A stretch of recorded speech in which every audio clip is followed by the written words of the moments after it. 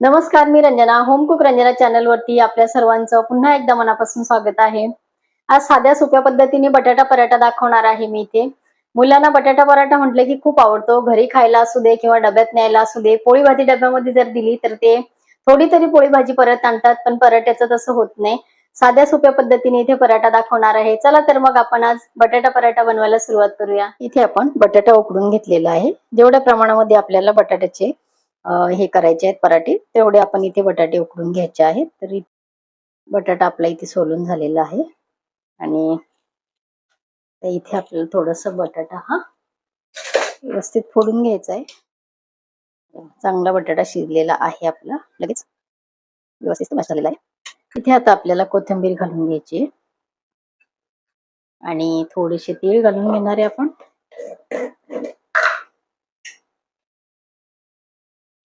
आणि आता आपल्याला काही पावडर मसाले घालायचे. पावडर मसाल्यांमध्ये इथे मी 2 चिमटी हिंग घेतलेले आहे. तिखट मी इथे घालणार नाहीये कारण माझी नात खाणार आहे, तर त्यासाठी इथे मी हे वापरत नाहीये. अर्धा टीस्पून जिरे आहे, अर्धा टीस्पून नाही, थोडेसेच अगदी घेतलेले आहेत जिरे.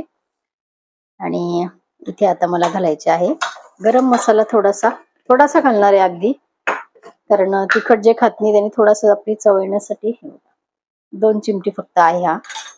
आणि मीठ घालायचंय चवीपुरतं आणि व्यवस्थित आपल्याला हे मिक्स करायचंय. बटाटा आपला शिजलेला आहे आणि ह्याला आपल्याला परतवून घ्यायची काहीही गरज नाही. हा पराठा खूप छान लागतो. चवीपुरते इथे मीठ घातलेलं आहे आणि आपण आता हाताने व्यवस्थित सगळे मसाले बटाट्याला लावून घेऊ. तुम्ही यामध्ये आवडीच्या भाज्या सुद्धा घालू शकता. बारीक कापून पालक घालू शकता, मेथी घालू शकता. मुलं जे खात नाहीत ना, त्या भाज्या तुम्ही याच्यामध्ये घालू शकता. आणि त्या पालेभाज्या तुम्ही कच्च्या घातल्या त्यामध्ये बारीक कापून कोथिंबिरी सारख्या, तरी काही हरकत नाही. आपण जेव्हा पराठा भाजतो तेव्हा त्या भाज्या छान होतात त्याच्यामध्ये, कारण भाज्या आपल्या जास्त शिजलेल्या आपल्याला तशाही खायच्या नसतात. तरी इथे तुम्ही आवडीच्या कुठल्याही भाज्या घालू शकता. हे बघा, व्यवस्थित आपण हा गोळा तयार केलेला आहे.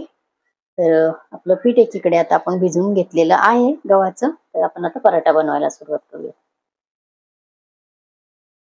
पॅन गरम करत ठेवलेला आहे गॅसवरती. आपले 2 पिठाचे गोळे आपण इथे तयार करून घेतलेले आहेत. थोडस पीठ लावून आपल्याला थोडीशी पारी तयार करायची. थोडस आपण तेल लावलेलं आहे खाली.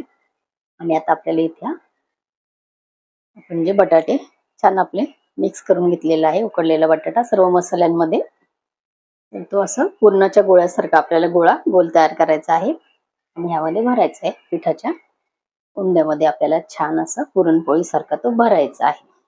आणि वरचं पीठ काढायचं नाहीये, ह्याच्यामध्येच आपण पॅक केलेलं आहे.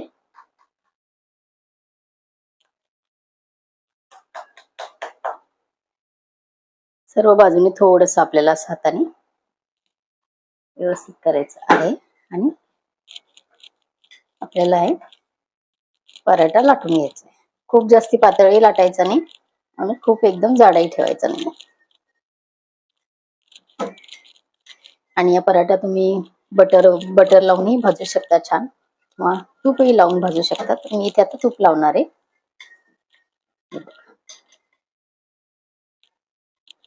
एकाच साईडने आपण व्यवस्थित हा लाटून घेतला आणि आता आपण दुसऱ्या साईडला असा थोडासा घेऊन थोडस फक्त लाटणं फिरवणार आहे, सर्व बाजूने सारखा करून घेणार आहे.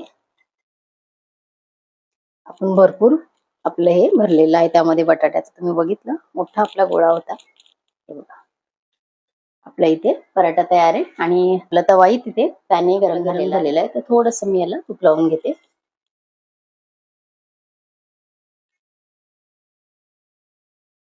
थोडस आपल्याला तूप लावायचंय वरती, थोडस साईडने थोडस तूप आपल्याला सोडायचंय.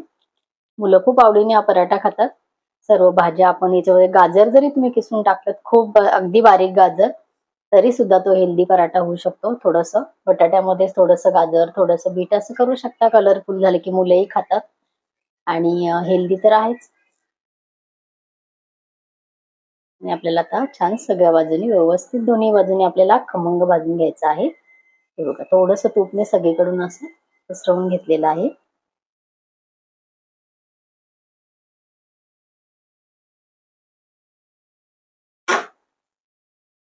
एकदम छान आपला पराठा इथे एकदम छान व्यवस्थित आपल्याला सर्व बाजूने तूप लावून आणि भाजून घ्यायचा आहे.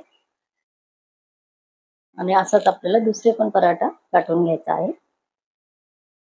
बटर लावून सुद्धा पराठा खूप छान लागतो. काही लावू शकता, तेल, तूप, बटर. आता आपण परत या साईडने आपलं हे बघा, कुठेच आपला पराठा फुटलेला नाहीये अजिबात आणि एकदम छान हा पराठा लागतो. म्हणून सांगितलं की यामध्ये तुम्ही कुठल्याही पालेभाज्या टाकल्या तरी सुद्धा इथे छान त्या भाजल्या जातात, आतमध्ये व्यवस्थित होतात. जसं आपल्याला कुक व्हायला पाहिजे भाज्या तशा बारीक छान कापून आपल्या कोथिंबिरी प्रमाणे आपण इथे भाज्या याच्यामध्ये टाकू शकतो. आणि मुलं पराठा म्हटले की आवडीने खातात, तर मुलांसाठी ही आयडिया खूप छान आहे. दोन्ही साईडनी एकदम छान हा पराठा सगळ्या बाजूनी व्यवस्थित खमंग भाजलेला आहे. एकदम छान वास किचन मध्ये सुटलेला आहे. आणि माझ्या नातीचा हा आवडीचा पदार्थ आहे. तिला खूप आवडतं तूप, तिला खूप आवडतं. कशावरही ती खूप जास्त प्रमाणामध्ये तोंडाने मागून मागून तूप खात असते. या पराठ्याला मी तूप लावलेलं आहे, पण ती पराठा दिल्यानंतर सांगणार आई मला तूप दे, म्हणून याच्यावरती भरपूर सारं तूप घेऊन आणि ती खाणार आहे. लहान मुलं खूप आवडीने खातात. तर साधी चपाती देण्यापेक्षा आपण अशा प्रकारे मुलांना छान काहीतरी बनवून देऊ शकतो. अशाच आपण सर्व पराठे इथे बनवून घेणार आहे. पराठे आपले तयार झालेले आहेत. गरमागरम बटाटा पराठा आपला तयार आहे. तुम्ही तुपाबरोबर, सॉस बरोबर हे छान लागतात, उत्तम लागतात. आणि ह्याच्यातले जे तीळ आहे ते अतिशय खमंग लागतात. हा पराठा कसा वाटला कमेंट करून नक्की सांगा. आणि माझ्या चॅनलवरती नवीन असाल तर होम कुक रंजना चॅनलला सबस्क्राईब करा. आजची रेसिपी आवडली असेल तर लाईक आणि शेअर करा. परत भेटूया असंच एका छानशा रेसिपी बरोबर. तोपर्यंत बाय बाय. आणि माझ्या चॅनलवरती नवीन असाल तर होम कुक रंजना चॅनलला सबस्क्राईब करा. माझ्या चॅनलवरती पराठ्यांचे, घावणचे, veg, non veg, fish curry, chicken fry, fish fry असे बरेचसे पदार्थ, गोड पदार्थ आहेत. भाकरींचे प्रकार आहेत, घावणचे प्रकार आहेत. तर त्याची सर्व लिंक मी डिस्क्रिप्शन बॉक्स मध्ये दिलेली आहे प्लेलिस्ट मध्ये, तर तुम्ही ती चेक करू शकता. आणि आजची रेसिपी तुम्हाला आवडली असेल तर व्हिडिओला लाईक आणि शेअर करा. परत भेटूया असंच एका छानशा रेसिपी बरोबर. तोपर्यंत बाय बाय.